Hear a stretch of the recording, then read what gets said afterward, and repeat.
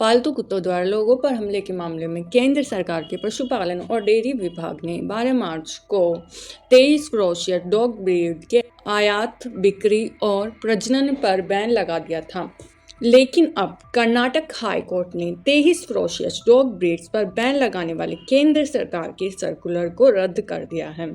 Karnataka high court ने कहा कि इस तरह का सर्कुलर जारी करने से पहले पालतू जानवरों के मालिकों और संबंधित संगठनों की राय लेनी चाहिए थी। हाईकोर्ट ने कहा कि पालतू जानवर अगर किसी को नुकसान पहुंचाते हैं तो इसके लिए मालिक जिम्मेदार है। कोर्ट ने कहा कि सरकार इस तरीके से प्रतिबंध नहीं लगा सकती। कोर्ट ने यह भी कहा कि केंद्र सरकार उचित परामर्श के बाद और उचित प्रक्रिया का पालन करके एक नया सर्कुलर जारी कर सकती है। Why banning is not a solution? Let's talk about it.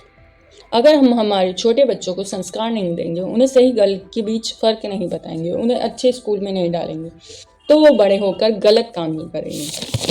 उसी प्रकार अगर एक डॉग को उसके ओनर द्वारा अच्छे संस्कार नहीं दिए जाएंगे, उसको अच्छे टीचर्स नहीं मिलेंगे, उसको अच्छा एनवायरनमेंट नहीं मिलेगा, अच्छे से भोजन नहीं मिलेगा, तो बहुत सारे चांसेस बढ़ जाते हैं कि डॉग भी आगे चलकर बैड बिहेवियर करेगा और वो भी एग्रेसिव ही बनेगा। जैसे छोटे बच्चों के लिए शिक्षा आवश्यक है, वैसे ही डॉग्स के लिए ट्रेनिंग बहुत आवश्यक है। बात करें इन 23 लिस्टेड डॉग ब्रीड्स की तो ये डॉग्स हाईली इंटेलिजेंट, एनर्जेटिक और एक्टिव होते हैं। आवश्यकता होती है इनकी ऊर्जा और शक्ति को समझने की और उसे सही डायरेक्शन देने की।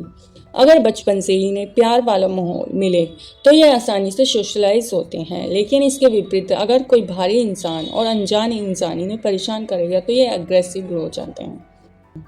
अपने मालिकों के प्रति डॉग्स बहुत वफादार और केयरिंग होते हैं। अपने मालिकों को प्रोटेक्ट करने के लिए वे अपनी जान की बाजी तक लगा दें, इसलिए लोग इन डॉग्स को ऐसे प्रोटेक्ट गार्ड भी रखते हैं।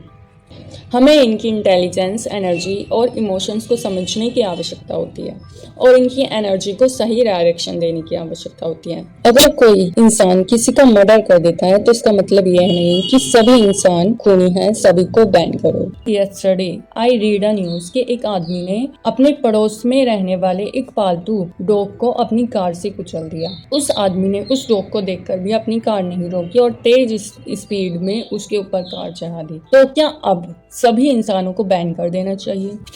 हमें ये समझना होगा कि इंसानों की तरह डॉग्स भी सुख दुख, डर, निराशा, अकेलापन, डिप्रेशन जैसी भावनाएं फील करते हैं।